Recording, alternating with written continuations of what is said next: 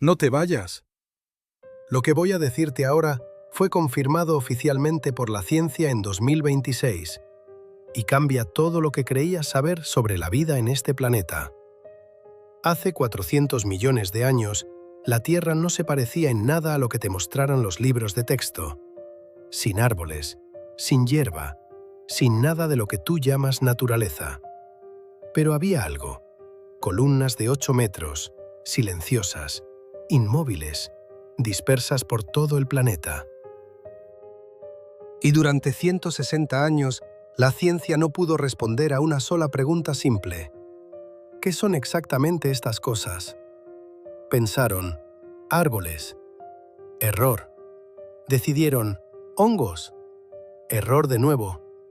Y entonces, en enero de 2026, un equipo de científicos de Edimburgo descubrió algo de lo que nadie habla suficientemente en voz alta. Estas criaturas no pertenecen a ningún reino conocido de la vida. Ninguno. No son plantas, no son hongos, no son bacterias. Son algo para lo que la ciencia todavía no tiene nombre. Vivieron en este planeta durante 50 millones de años. Transformaron el propio suelo bajo nuestros pies. Alimentaron a los primeros animales terrestres y desaparecieron sin dejar ni un solo descendiente. Ni uno.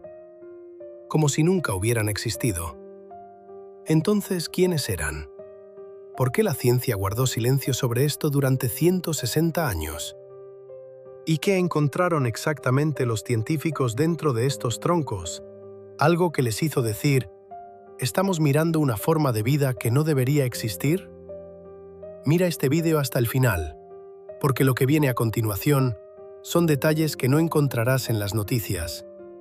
Y un dato que he guardado para el final, después del cual nunca volverás a mirar el bosque de tu ventana de la misma manera.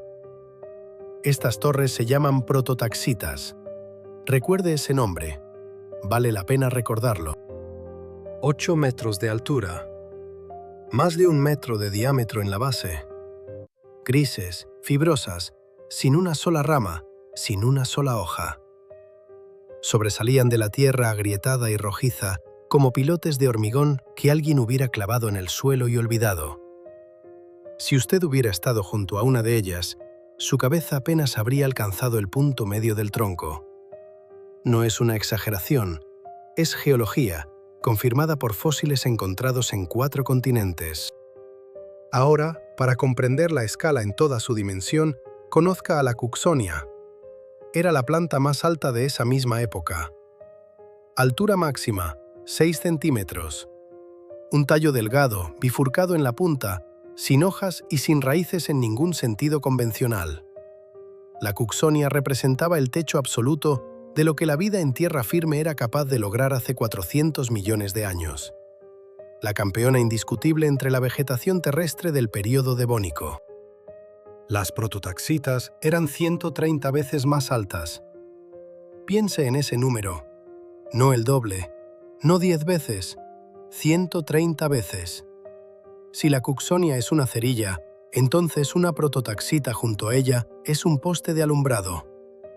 Si la Cooksonia es un niño que le llega a la rodilla, entonces una prototaxita es un edificio de 9 pisos que lo mira desde arriba. Durante ese período no existía nada remotamente comparable en tierra firme. No eran simplemente más grandes que todo lo vivo. Eran 130 veces más grandes que todo lo vivo. Y junto a ellas, cualquier otra forma de vida terrestre parecía un accidente microscópico. Esto corresponde a una época en la que la tierra firme era prácticamente un desierto muerto. Cuando los primeros organismos terrestres apenas comenzaban a explorar el suelo bajo sus estructuras, literalmente, cuando todo el progreso evolutivo en los continentes cabía en una capa de unos pocos centímetros de espesor. Y sobre ese fondo, columnas de 8 metros, sin competidores, sin explicación, sin equivalente en la biología moderna. Se han encontrado sus fósiles en Escocia, Estados Unidos, Canadá y Arabia Saudita. No es una anomalía local ni un hallazgo aislado. Las prototaxitas estuvieron distribuidas por todo el planeta durante casi 50 millones de años, desde el Silúrico tardío hasta el Devónico tardío. 50 millones de años de dominio absoluto. Para comparar, toda la historia del género humano representa menos del 1% de ese período. Sus trunks están preservados con tal detalle que en algunos ejemplares la estructura interna es visible bajo el microscopio hasta el nivel de células individuales. Fue precisamente esto lo que finalmente permitió a los científicos descubrir la verdad sobre lo que eran, o más exactamente, sobre lo que no eran. Durante 160 años, la ciencia estuvo convencida. Las prototaxitas eran hongos. Gigantes, anómalos, pero hongos. La lógica parecía irrefutable. Sin ramas, sin hojas, troncos formados por túbulos entrelazados. Todo apuntaba a un origen fúngico. Los libros de texto lo repetían. Las enciclopedias lo consolidaban. Generaciones de paleontólogos lo enseñaron a sus estudiantes como un hecho establecido. En enero de 2026, resultó que todos ellos estaban equivocados. Un equipo de investigadores de la Universidad de Edimburgo, encabezado por el Dr. Corentin Loron, publicó sus hallazgos en la revista Science Advances. No en un blog de divulgación científica, no en un comunicado de prensa redactado para periodistas, en una de las publicaciones arbitradas más autorizadas del planeta. Los científicos tomaron muestras de prototaxitas de un yacimiento escocés donde los fósiles están preservados con una precisión excepcional. Bajo el microscopio se distingue cada célula, cada pared, cada canal interno. Y comenzaron a verificar lo que nadie antes que ellos se había molestado en verificar de verdad. Primero, la quitina. No es simplemente un marcador bioquímico, es una firma presente en absolutamente todos los hongos sin una sola excepción. En ejemplares vivos y en fósiles. En formas primitivas y en organismos altamente organizados. La quitina es la huella dactilar del reino fúngico y se conserva en los fósiles durante cientos de millones de años. En muestras del mismo estrato geológico se extrae sin dificultad. Los investigadores la buscaron en las prototaxitas mediante análisis químico moderno. ¿El resultado? Cero. Ni rastro. Ausencia total. Segundo, el perileno. Es un biomarcador orgánico específico de los hongos ascomicetos, uno de los grupos más grandes y mejor estudiados del reino fúngico. En otras muestras fósiles del mismo estrato, se detectó en cantidades suficientes. El perileno está ahí. En las prototaxitas, cero de nuevo. Silencio químico absoluto donde cualquier hongo debería haber producido una respuesta inequívoca. Esto corresponde a un punto de importancia fundamental. Ambos marcadores no estaban simplemente ausentes, estaban ausentes en contraste con otras muestras del mismo lugar y del mismo periodo donde esos marcadores se conservaron perfectamente.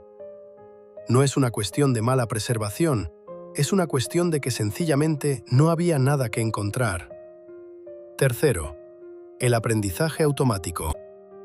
Los investigadores entrenaron una red neuronal con los perfiles químicos de todos los organismos conocidos del período devónico: hongos, plantas, algas, tapetes bacterianos. El algoritmo recibió una base de datos completa de huellas químicas y una única tarea: clasificar las prototaxitas. El sistema procesó los datos y devolvió un resultado con una precisión del 93%. Las prototaxitas no corresponden a ninguna categoría conocida, ni hongos, ni plantas, ni nada que haya sido descrito alguna vez por la ciencia. Traducido del lenguaje de los algoritmos al lenguaje humano. Esto es algo completamente diferente. Una forma de vida desconocida, no poco estudiada, no controvertida, no necesitada de reclasificación, desconocida en el sentido más directo de la palabra. Un organismo que no encaja en ninguno de los reinos existentes de los seres vivos. Que vivió en este planeta durante 50 millones de años dominó toda la vida terrestre y desapareció sin dejar descendientes, sin dejar equivalentes y sin dejar siquiera un rastro bioquímico comprensible. Durante 160 años, la ciencia miró estas columnas de 8 metros y vio hongos. Lo que en realidad estaba mirando era algo para lo que todavía no tiene nombre. Cuando los científicos miraron el interior de las prototaxitas en serio, no con una ojeada superficial, sino con análisis microscópico y químico moderno, lo que encontraron exigió recurrir a comparaciones tomadas de ramas completamente distintas de la biología. Porque dentro de la propia paleontología, sencillamente no existían análogos adecuados a los que acudir. La estructura interna de una prototaxita está construida a partir de túbulos. Esto en sí mismo no es sorprendente. Los túbulos existen tanto en hongos como en plantas. Lo que resulta sorprendente es otra cosa completamente distinta. Los túbulos de las prototaxitas se dividen en 3 tipos fundamentalmente diferentes, y cada tipo realiza una función claramente distinta. Están entrelazados de manera densa y ordenada, no caóticamente como en la mayoría de los hongos, sino de forma estructurada, casi como los filamentos de una cuerda. No es un entrelazamiento aleatorio de fibras orgánicas, es arquitectura, planificada, repetitiva, estable a lo largo de 50 millones de años de evolución. Esto corresponde a la pregunta fundamental de si tal estructura podría ser accidental. No podría serlo. Los túbulos del primer tipo, delgados, con paredes lisas, forman la masa principal del tronco. El segundo tipo, más ancho, con paredes engrosadas, recorre verticalmente todo el tronco desde la base hasta el ápice, formando algo parecido a un sistema de canales principales. El tercer tipo es el más extraño. Sus paredes están cubiertas de engrosamientos anulares espaciados a intervalos regulares, como las mangueras acanaladas utilizadas en la ventilación industrial. Tal estructura no existe en ningún hongo conocido, en ninguna planta conocida, en ningún organismo conocido jamás descrito por la ciencia paleontológica. Los engrosamientos anulares no son defectos de crecimiento ni artefactos accidentales de la fosilización. Son demasiado regulares para eso, demasiado simétricos. Se repiten con una precisión que en biología suele significar una sola cosa: necesidad funcional. Exactamente qué hacían, si comprimían el canal, regulaban el flujo o creaban presión, se desconoce. Pero claramente hacían algo. Y lo hacían con propósito, dentro de una lógica biológica que aún no hemos podido descifrar. Pero lo más asombroso no son los túbulos ni los anillos. Lo más asombroso es lo que los científicos descubrieron en las profundidades del tronco. Formaciones oscuras y redondeadas, agrupadas en racimos característicos. En forma y disposición, se asemejan a los alvéolos pulmonares, esas diminutas bolsas de aire a través de cuyas paredes, en el cuerpo humano, se produce el intercambio de gases entre el aire y la sangre. Esta fue la comparación que primero acudió a la mente de los investigadores cuando vieron las imágenes al microscopio electrónico. Y resultó ser la comparación más precisa disponible. Esto corresponde a la pregunta fundamental de cómo funcionaba una prototaxita como organismo vivo. 8 metros de altura representan una masa enorme que debe ser abastecida de nutrientes, mantenida en estado vivo y provista de intercambio gaseoso. En las plantas, esto lo gestionan los tejidos vasculares con una bioquímica bien conocida. En los hongos, mediante una red micelial con mecanismos de transporte conocidos. En las prototaxitas, mediante su propio sistema, que funcionaba según principios que no corresponden a ninguna versión que conozcamos. Los científicos proponen que las estructuras similares a alvéolos proporcionaban alguna forma de intercambio gaseoso, absorción de dióxido de carbono, liberación de oxígeno, o posiblemente algo fundamentalmente diferente para lo que aún no tenemos la terminología correcta. La atmósfera del período devónico era más pobre en oxígeno que la actual, aproximadamente un 15% frente al 21% de hoy. En tales condiciones, un intercambio gaseoso eficiente era una cuestión de supervivencia. Y las prototaxitas lo lograban de algún modo. Exactamente cómo, no lo sabemos. Esto no es una metáfora ni una exageración. Es una constatación literal de los hechos. Ante nosotros se alza un organismo con una arquitectura interna que no tiene análogos, con una composición química que no encaja en ningún reino conocido, y con mecanismos fisiológicos que no podemos describir con el lenguaje científico existente. Podemos ver las estructuras, entendemos que son funcionales, pero los principios según los cuales funcionaban están más allá de nuestra comprensión actual. Durante 160 años los llamamos hongos porque no sabíamos mirar con suficiente atención. Ahora miramos con atención y descubrimos que no sabemos comprender lo que vemos. La bióloga Laura Cooper, una de las coautoras del estudio, formuló la conclusión de la manera en que debe formularse cuando se trata de algo genuinamente sin precedentes, sin atenuaciones y sin la cautela académica habitual. Las prototaxitas son vida, pero no tal como la conocemos. Presentan características anatómicas y químicas distintas a las de los hongos o las plantas. Se trata de una rama evolutiva de la vida completamente extinta. Una rama evolutiva completamente extinta, no una especie, no un género, no una familia, una rama. Esto significa que las prototaxitas no simplemente desaparecieron, se llevaron consigo una dirección entera del desarrollo de la vida, sin dejar ninguna continuación, ningún heredero, ningún organismo en el que pudiera encontrarse siquiera un lejano eco bioquímico de su existencia. Aparecieron, vivieron durante 50 millones de años y se fueron como si nunca hubieran existido. Esto corresponde a lo que significa en biología el concepto de rama completamente extinta. Cuando desaparece una especie, es una tragedia de escala local. Cuando desaparece un género, la ciencia pierde un grupo de organismos. Cuando desaparece una rama, desaparece una lógica entera de organización de la vida. Su propia forma de alimentarse, su propia forma de intercambiar gases, su propia arquitectura interna, su propia bioquímica, su propio camino evolutivo que podría haber llevado a cualquier parte. Todo esto se fue con la última prototaxita, que dejó de existir en algún momento del Devónico tardío, hace aproximadamente 370 millones de años.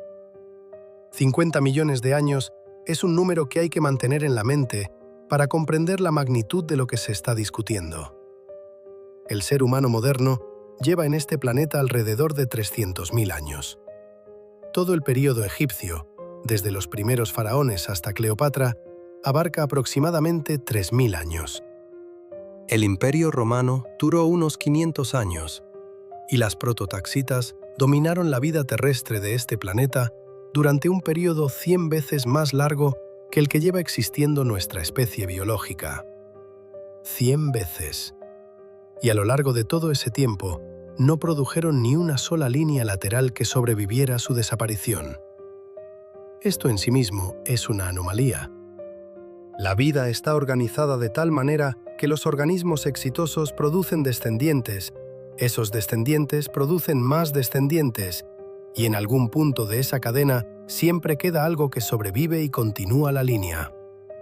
Así ha funcionado la evolución durante casi 4.000 millones de años. Las prototaxitas rompieron esa regla.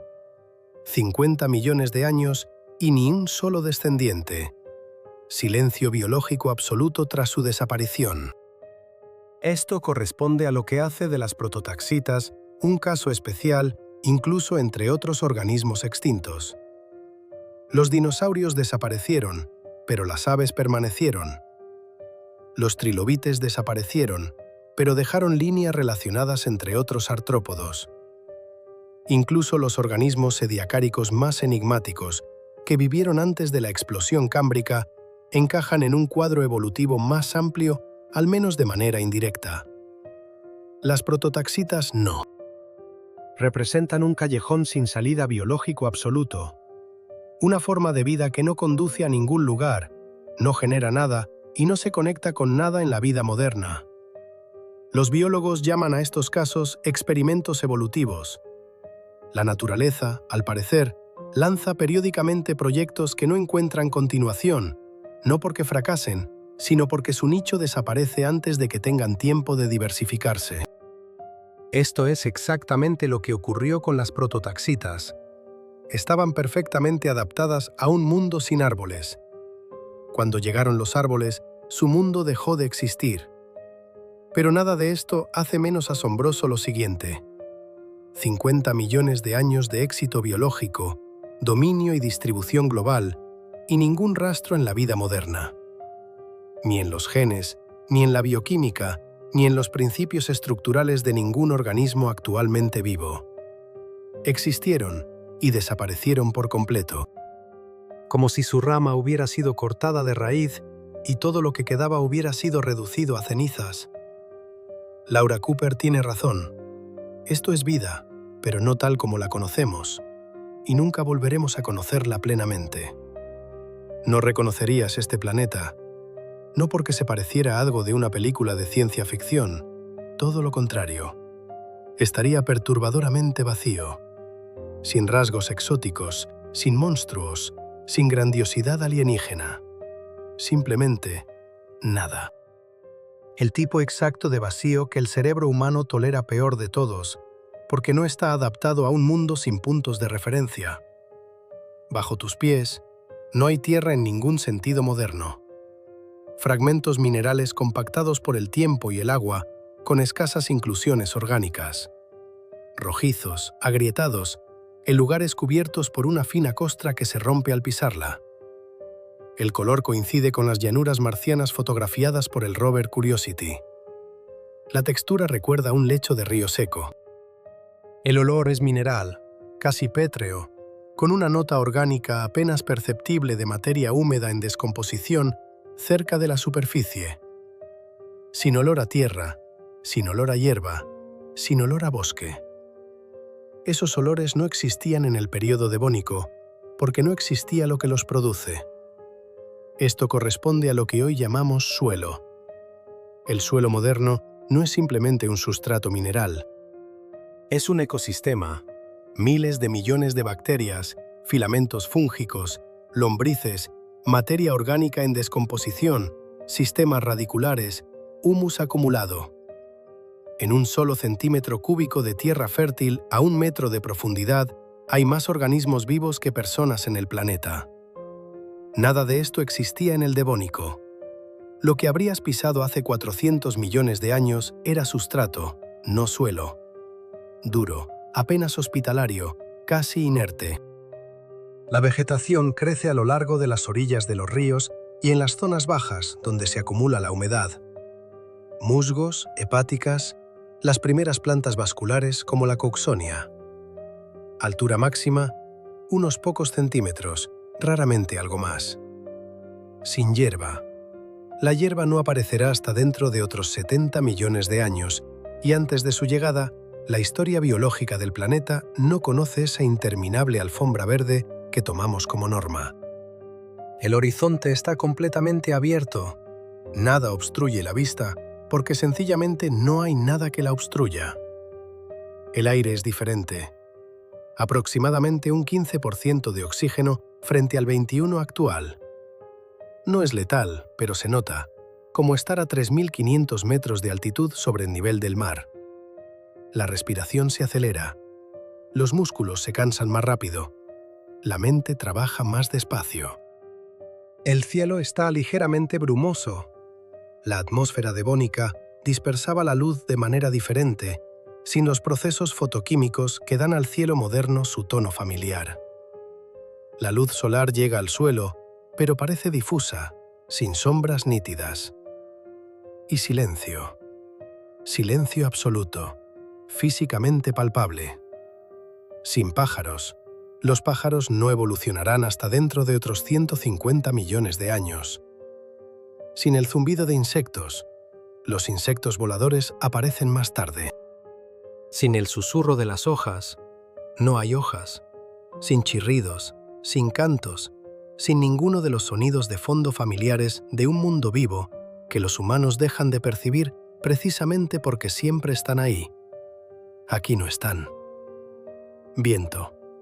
Ocasionalmente, un susurro apenas audible. 1000 pies primitivos del tamaño de un dedo moviéndose sobre el sustrato pedregoso. Eso es todo. Y en ese silencio, sobre esa llanura rojiza y vacía, están ellas. Columnas grises, solas o en pequeños grupos, separadas por decenas y cientos de metros. 8 metros de altura, más de 1 metro de diámetro, proyectando largas sombras inmóviles sobre el suelo agrietado. Sin ramas, sin hojas, sin copa. Solo el tronco, fibroso, agrietado en algunos lugares, como si alguien hubiera estirado viejo material orgánico sobre un poste de hormigón y lo hubiera dejado a la intemperie. De cerca, la superficie de una prototaxita no se parece ni a la corteza, ni a la piedra, ni a nada para lo que tengas una palabra preparada. La estructura fibrosa cede ligeramente bajo presión. En algunos lugares es más oscura, en otros casi gris pálido, desteñida. En la base hay un ligero engrosamiento donde el tronco entra en el suelo. Bajo la superficie, invisible, una red de finos túbulos se ramifica durante kilómetros, extrayendo del sustrato todo lo que contiene. Arriba, esta columna silenciosa, que lleva varios miles de años de pie aquí y permanecerá otros tantos más, sin movimiento, sin sonido, sin el menor indicio de ninguna biología que hayas conocido jamás. Orgánica, ajena. John William Dawson era uno de los naturalistas más respetados del Imperio Británico. Geólogo, botánico, rector de la Universidad McGill, autor de más de 400 trabajos científicos, caballero de la Corona Británica. Un hombre en quien se confiaba. Un hombre al que se citaba. En 1859, el mismo año en que Darwin publicó El origen de las especies, Dawson describió unos extraños troncos fosilizados procedentes de depósitos canadienses y escoceses y les dio un nombre: Prototaxites, traducido del griego y el latín, primer tejo. Estaba convencido de que tenía ante sí el más antiguo antepasado de los árboles coníferos. La lógica parecía impecable. Troncos, una característica estructura fibrosa, claramente un organismo terrestre de gran tamaño. ¿Qué más podía ser, sino un árbol? Dawson se equivocó, pero se le puede perdonar.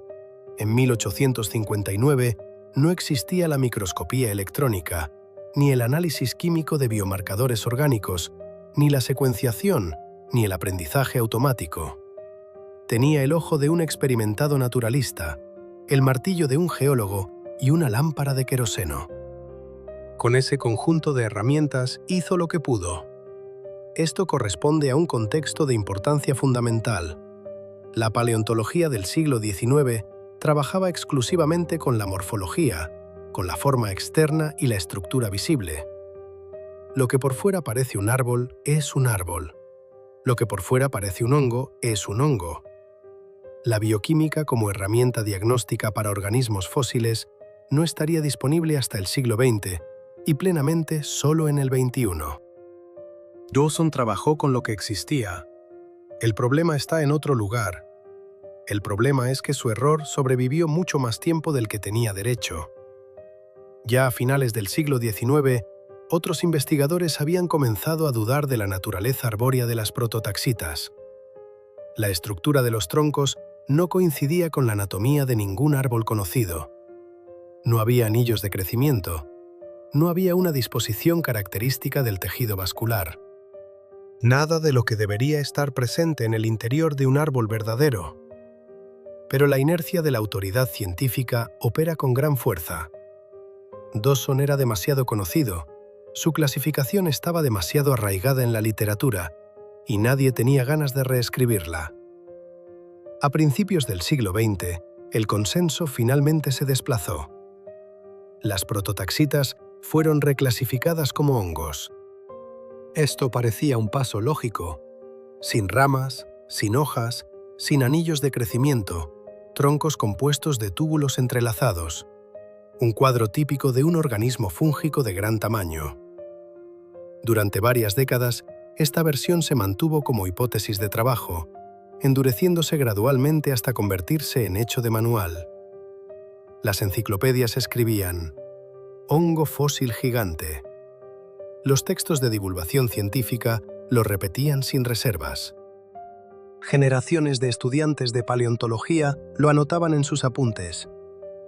En 2007, el paleobotánico estadounidense Francis Huber realizó un análisis isotópico de muestras de prototaxitas procedentes de varios yacimientos. Los resultados fueron inesperados.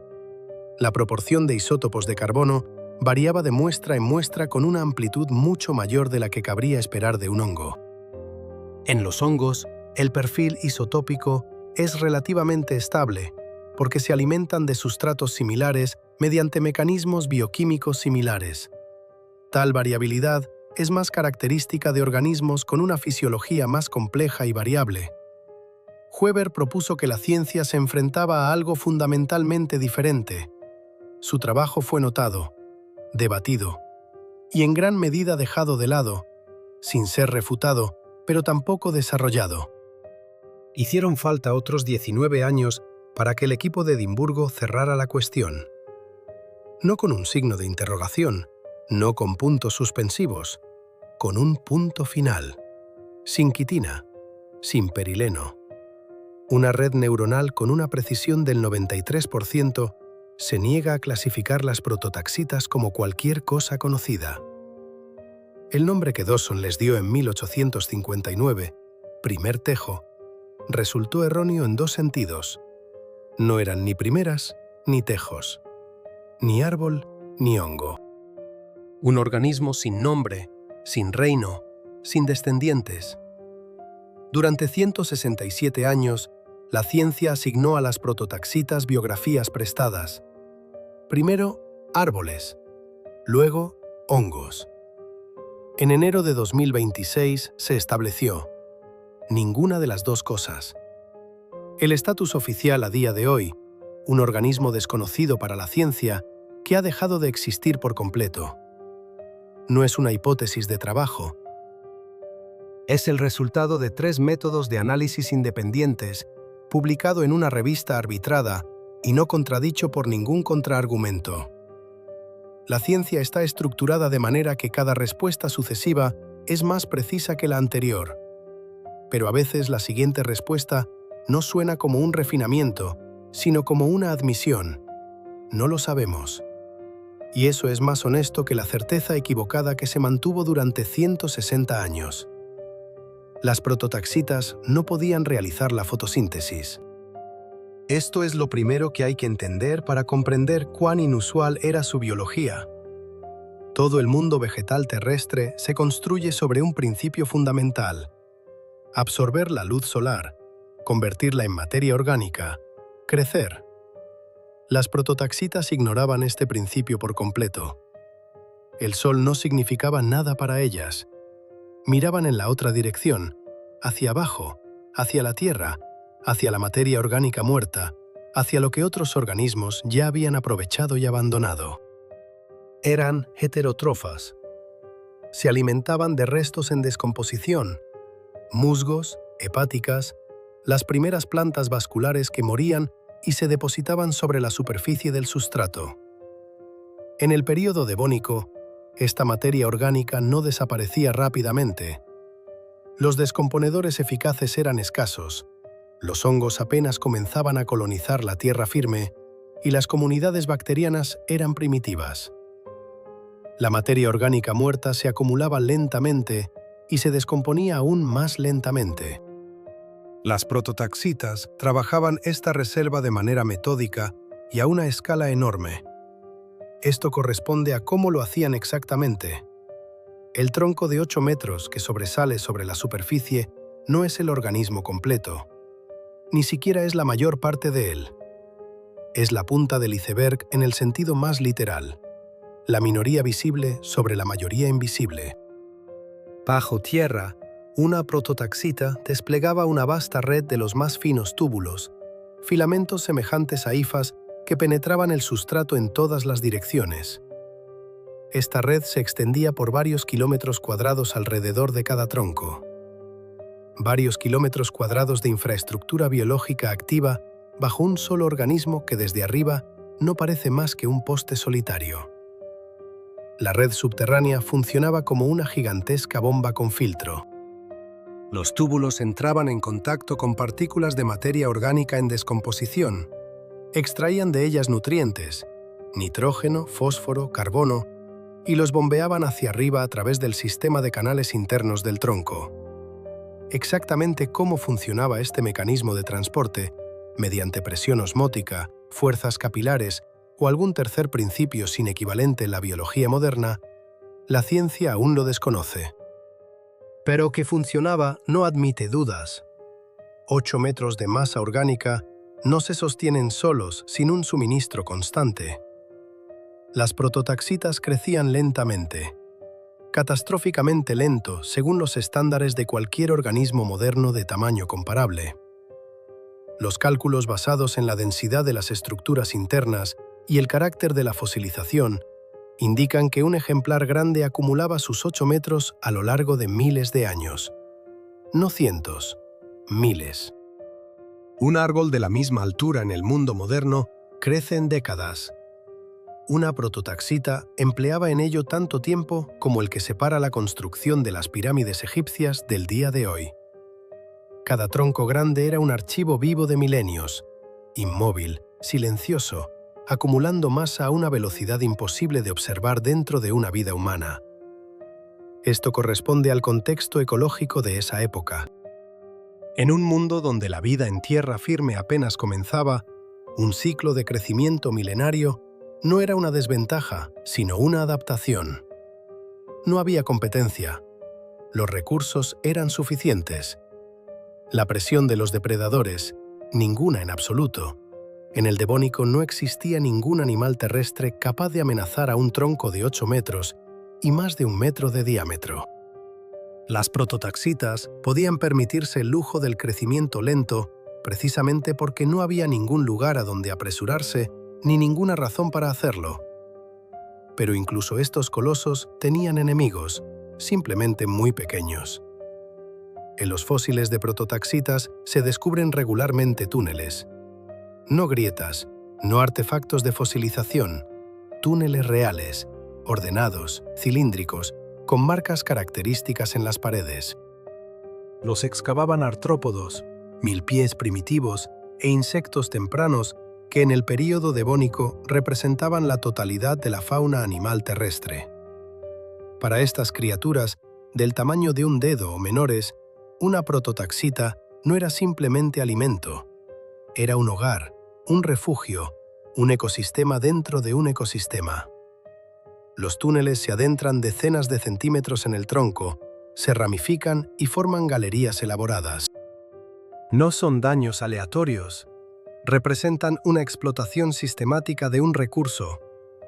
Los artrópodos se alimentaban del tejido interno de las prototaxitas deliberadamente, generación tras generación, abriendo nuevos pasos junto a los antiguos. Algunos pasos muestran evidencia de uso repetido, las paredes desgastadas por el movimiento de muchos cuerpos. Las prototaxitas alimentaban a los primeros animales terrestres literalmente desde dentro, mientras ellas mismas continuaban creciendo lentamente por fuera. Era una ecología extraña y asimétrica, un organismo que vive miles de años alimentando a criaturas cuyo ciclo vital se mide en semanas. La torre y sus habitantes invisibles. Un huésped que no sabía que tenía inquilinos. Unos inquilinos que no sabían que vivían dentro de algo único. Las prototaxitas no simplemente se quedaban ahí como postes. Este es un malentendido común, ver a los organismos antiguos como meros participantes pasivos en la historia biológica, como telón de fondo frente a eventos evolutivos más importantes. Las prototaxitas no eran telón de fondo, eran infraestructura. Estaban remodelando activamente el planeta y lo hacían a lo largo de 50 millones de años. Antes, a mayor escala y de forma más fundamental que cualquier otro organismo terrestre antes de la aparición de los bosques verdaderos. Empecemos por el suelo. Esos fragmentos minerales descritos anteriormente, duros, compactados, apenas capaces de sustentar vida, no podían permanecer así eternamente. Para convertirse en suelo real, necesitaban ser removidos, saturados de materia orgánica, llenados de bolsas de aire y puestos en movimiento químico. Esto es exactamente lo que hacía la red subterránea de las prototaxitas. Los finísimos túbulos, que penetraban el sustrato durante varios kilómetros cuadrados alrededor de cada tronco, rompían físicamente la estructura monolítica del suelo mineral. Abrían microcanales por los que comenzaban a moverse el aire y el agua. Dejaban tras de sí residuos orgánicos que gradualmente enriquecían el sustrato. En efecto, las prototaxitas realizaban la función de un arado, el primer arado en la historia de la Tierra, solo que no en la superficie, no en una sola temporada, sino en profundidad, a lo largo de miles de años. Esto corresponde a lo que significa la aireación del sustrato a escala planetaria. La agricultura moderna sabe, sin labranza, el suelo se compacta, pierde estructura, deja de transmitir agua y aire a las raíces de las plantas. Las lombrices de tierra, que hoy realizan esta función en los ecosistemas naturales, aún no habían aparecido. Los sistemas radiculares de los árboles, que rompen la roca y crean horizontes edáficos, tampoco. En el Devónico no existía ninguno de los dos. Solo estaba la red subterránea de las prototaxitas. Ella sola hacía lo que más adelante requeriría toda una comunidad de organismos. Las prototaxitas también movían nutrientes. Su red subterránea operaba no de forma local, sino en varios kilómetros cuadrados, y no simplemente consumía materia orgánica, la redistribuía. Los nutrientes extraídos de zonas ricas en materia orgánica eran transportados por la red hasta zonas empobrecidas, donde se depositaban junto a los túbulos en proceso de degradación. Esto creaba heterogeneidad química dentro del sustrato, zonas con diferentes concentraciones de nitrógeno, fósforo y carbono, que a su vez creaba condiciones para que diferentes organismos se establecieran en diferentes microzonas. Las prototaxitas, sin saberlo, estaban sentando las bases de la futura diversidad biológica de los ecosistemas terrestres. Esto corresponde a lo que los ecólogos llaman ingeniería de ecosistemas, la capacidad de un organismo para modificar físicamente su hábitat de maneras que crean nuevas posibilidades para otras especies. Los castores construyen represas y crean humedales. Los elefantes abren sendas y despejan la vegetación. Las lombrices voltean el suelo y lo saturan de aire. Las prototaxitas hacían todo esto simultáneamente, y lo hicieron las primeras. 50 millones de años antes de la aparición de cualquier otro organismo terrestre capaz de una influencia ambiental comparable. Y por encima de todo esto, literalmente por encima de todo, se alzaban físicamente. 8 metros de altura en un mundo donde nada vivo alcanzaba más de unos pocos centímetros. 50 millones de años sin ningún competidor siquiera cercano. Ningún organismo que se aproximara a su altura. Ningún depredador capaz de amenazar a un tronco de más de 1 metro de diámetro. Dominio físico absoluto sobre el espacio terrestre, no conquistado mediante lucha competitiva, sino simplemente existente por defecto, porque nadie más estaba en posición de reclamar ese nicho. Proyectaban sombra sobre el sustrato. Esto parece un detalle menor, pero no lo es. La sombra significa temperatura reducida, humedad aumentada, evaporación ralentizada, condiciones microclimáticas fundamentalmente diferentes a las del suelo abierto.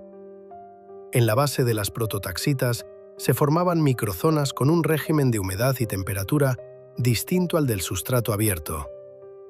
Es precisamente en tales microzonas donde los musgos, las hepáticas y las primeras plantas vasculares encuentran más fácil establecerse. Las prototaxitas literalmente creaban lugares donde otra vida podía comenzar a existir. Eran los arquitectos de un mundo que nunca verían terminado. Cada metro cuadrado de sustrato removido por su red subterránea, cada microgramo de materia orgánica trasladado de una zona rica a una pobre, cada sombra proyectada sobre el suelo en la base de sus troncos, todo ello se acumulaba en un fundamento sobre el que eventualmente crecerían los primeros bosques. No estaban construyendo el futuro deliberadamente, simplemente vivían. Pero su vida era tan vasta en escala y tan prolongada en duración que cambió el planeta irreversiblemente. 50 millones de años de dominio. 50 millones de años de construcción planetaria sin arquitecto, sin plan, sin propósito. Solo una máquina biológica que funcionaba porque estaba construida exactamente así. Nada parecido había visto la vida terrestre antes, y nada parecido volvería a ver. Pero su dominio no podía durar eternamente. Hace alrededor de 390 millones de años, algo comenzó a ocurrir en el planeta que no tenía precedente. No una catástrofe, no una extinción masiva, no el impacto de un asteroide, simplemente árboles.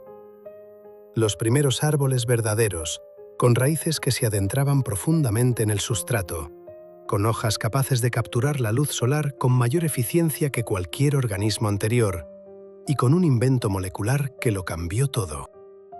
Ese invento se llamaba lignina.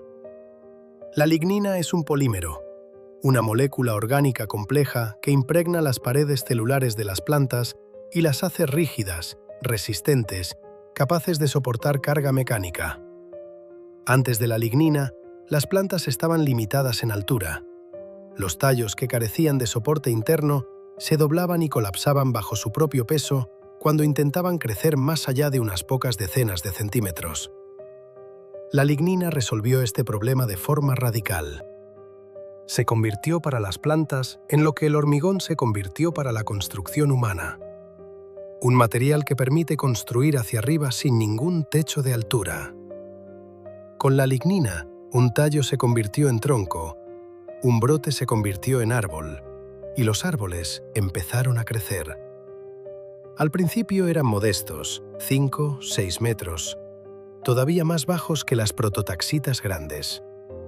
Todavía no representaban una amenaza, pero la evolución de los árboles se aceleró con cada millón de años que pasaba. Desarrollaron sistemas radiculares más complejos que alcanzaban metros de profundidad y abarcaban decenas de metros cuadrados de sustrato. Aumentaron su superficie foliar, primero estructuras fotosintéticas primitivas, luego hojas verdaderas con redes vasculares ramificadas y estomas que regulaban el intercambio gaseoso. Aprendieron a interceptar el agua antes, más profundo y más completamente que cualquier competidor. Esto corresponde a cómo exactamente los árboles destruyeron el mundo de las prototaxitas. No mediante colisión, no mediante competencia directa, sino mediante la interceptación metódica de recursos. Los sistemas radiculares de los árboles penetraban en los mismos horizontes del sustrato donde operaba la red subterránea de las prototaxitas y extraían de ellos agua y minerales con una eficiencia incomparablemente mayor. La hojarasca, hojas muertas, ramas, materia orgánica que los árboles comenzaron a producir en cantidades enormes, ya no se descomponía al ritmo anterior. Pero ahora se descomponía de manera diferente. Los nuevos hongos que aparecieron junto con los árboles y eran capaces de descomponer la lignina, colonizaron rápidamente esta materia orgánica, sin dejar nada a las prototaxitas. La lignina jugó un papel fatal 2 veces. La primera, cuando permitió a los árboles crecer más alto que las prototaxitas y cortarles el acceso a la luz, que éstas, por cierto, no necesitaban. La segunda, cuando junto con la hojarasca creó una enorme masa de materia orgánica cuya descomposición fue reclamada por hongos especializados, desplazando a las prototaxitas de su nicho ecológico de manera definitiva. Las prototaxitas se alimentaban de materia orgánica muerta.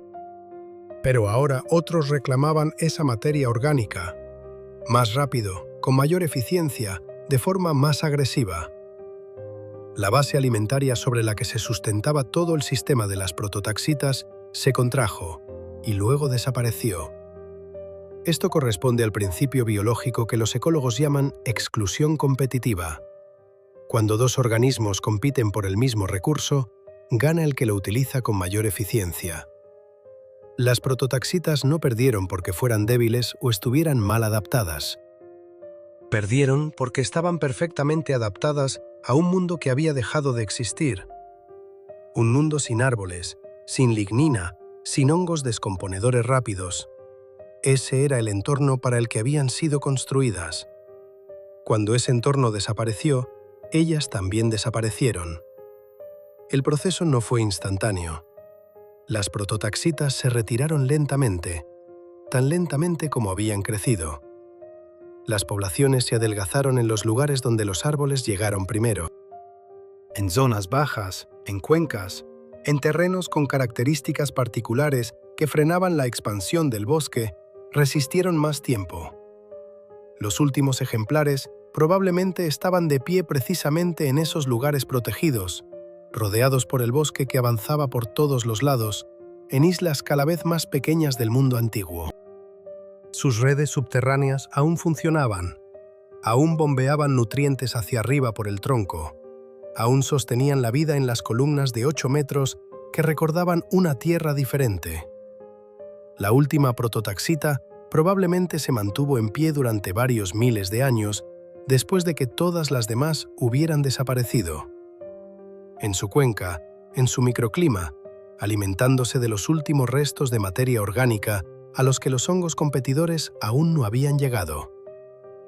No sabía que era la última. Simplemente vivía, como había vivido durante 1 millón de años antes. Y entonces el suministro se agotó. La red subterránea dejó de funcionar. El tronco comenzó a descomponerse lentamente desde dentro. Y en algún día desconocido del período devónico, hace más de 370 millones de años, el último representante de un reino sin nombre dejó de existir. Con él se fue todo. No una especie, un reino. No un linaje, una rama. Una dirección entera de la vida, con su propia bioquímica, su propia anatomía, su propia fisiología, su propia forma de relacionarse con el mundo. 50 millones de años de experimento biológico que la naturaleza puso en marcha y decidió no continuar.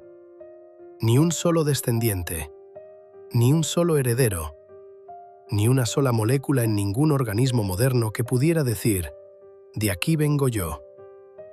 Una rama entera de la vida había desaparecido. Los árboles inventaron los bosques. Esto suena a una tautología, pero no lo es. Es una formulación precisa de un hecho biológico. Antes de los árboles, los bosques no existían. Existían organismos individuales sobre sustrato abierto. Existían colonias de musgos a lo largo de las orillas. Las prototaxitas estaban de pie, solas, sobre llanuras rojizas. Pero los bosques, como sistema, como ecosistema, como máquina biológica autorreproductora en la que cada componente sostiene a todos los demás, aparecieron solo cuando los árboles aprendieron a crecer con suficiente densidad y suficiente altura como para crear un entorno propio debajo de ellos. Ese entorno propio cambió el planeta más rápidamente que cualquier cosa anterior a él en cientos de millones de años. Lo primero que hicieron los bosques fue crear suelo. Suelo real, en el sentido moderno de la palabra. La hojarasca se acumulaba en capas. Los hongos descomponían la lignina, liberando materia orgánica. Los primeros invertebrados edáficos, ácaros, colémbolos, gusanos primitivos, comenzaron a mezclar este material, a saturarlo de aire, a crear estructura. Los sistemas radiculares de los árboles retenían esta capa impidiendo que fuera arrastrada mientras continuaban descomponiendo la roca desde abajo, aportando nuevos componentes minerales. En el transcurso de varias decenas de millones de años, un lapso insignificante en términos geológicos, la superficie de los continentes quedó cubierta por lo que hoy llamamos capa fértil, la misma capa que alimenta toda la agricultura moderna y toda la vida terrestre moderna. Esto corresponde a lo que ocurrió con el oxígeno. La fotosíntesis había existido mucho antes que los árboles. Las algas llevaban miles de millones de años produciendo oxígeno. Pero la fotosíntesis terrestre a escalas capaces de alterar significativamente la composición atmosférica comenzó con los bosques. Los bosques devónicos y los posteriores bosques carboníferos produjeron oxígeno en cantidades que la atmósfera nunca había visto antes. Para el período carbonífero, hace aproximadamente 350 a 300 millones de años, la concentración de oxígeno en la atmósfera alcanzó el 35%, casi el doble del nivel actual. Fue esta saturación de oxígeno la que permitió a los insectos alcanzar tamaños que hoy parecen imposibles. Las libélulas del período carbonífero, las meganeuropsis, tenían una envergadura de hasta 70 centímetros. El aire, literalmente, sustentaba la vida de una manera diferente a la anterior. Los bosques inventaron la sombra, y la sombra lo cambió todo.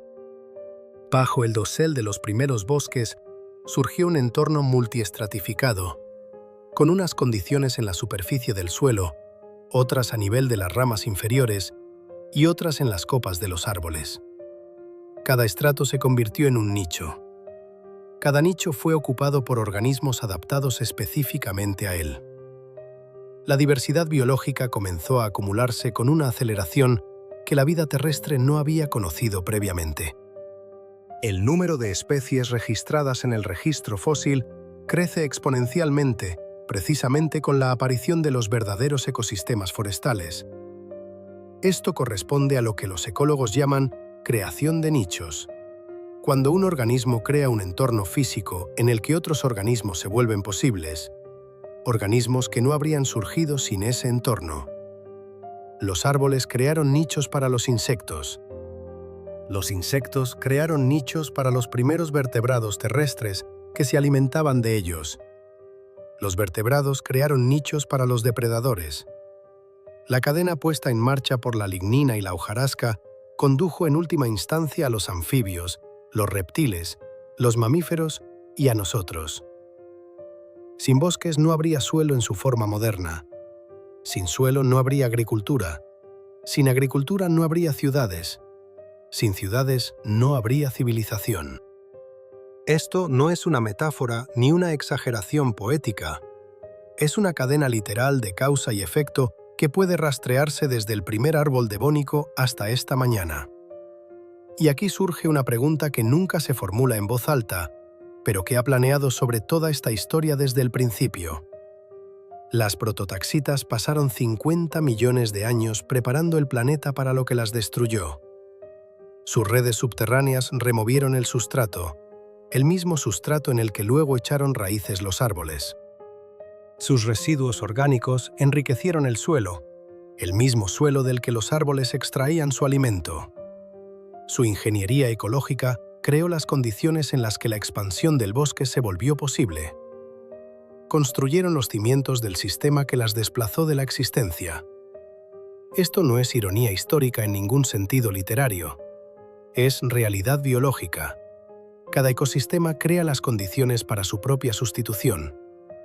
Las prototaxitas hicieron el planeta apto para los bosques. Los bosques hicieron el planeta apto para los animales. Los animales hicieron el planeta apto para los mamíferos. Los mamíferos hicieron el planeta apto para los primates. Los primates lo hicieron apto para nosotros. Cada eslabón de esta cadena fue desplazado por el siguiente. Cada eslabón de esta cadena creó las condiciones para su propio desplazamiento. Las prototaxitas dejaron de existir hace 370 millones de años. Pero el suelo que pisas hoy lleva su legado, no en moléculas, no en genes, sino en la propia estructura de lo que llamamos tierra, en la manera en que están organizados los primeros horizontes del suelo, en la manera en que funciona la descomposición de la materia orgánica, en la manera en que las raíces de las plantas encuentran su camino a través del sustrato removido. Todo esto comenzó con las redes subterráneas de un organismo que hasta hoy no tiene nombre en la sistemática biológica. Los árboles inventaron los bosques inventaron el suelo nos inventó a nosotros, y las prototaxitas inventaron el suelo antes que nadie, y nadie lo recuerda. Acabas de conocer a un ser que dominó este planeta durante 50 millones de años, que preparó el terreno, literalmente, para todo lo vivo que vino después, y al que la ciencia no supo nombrar correctamente durante 160 años. Hay miles de historias como esta. La historia sabe mucho más de lo que nos enseñaron en la escuela, y mucho más de lo que se suele decir en voz alta. Si quieres seguir profundizando, suscríbete al canal. Aquí es donde vive ese tipo de material, lo que existió antes que nosotros, lo que la ciencia oficial omite y lo que no encaja en ninguna imagen cómoda del mundo. Dale like al vídeo, es la única manera de decirle al algoritmo que estos temas importan a la gente. Activa la campanita, de lo contrario, el próximo vídeo simplemente no aparecerá en tu feed. YouTube no muestra todo, muestra lo que la gente valora. Valóralo. Hasta el próximo episodio.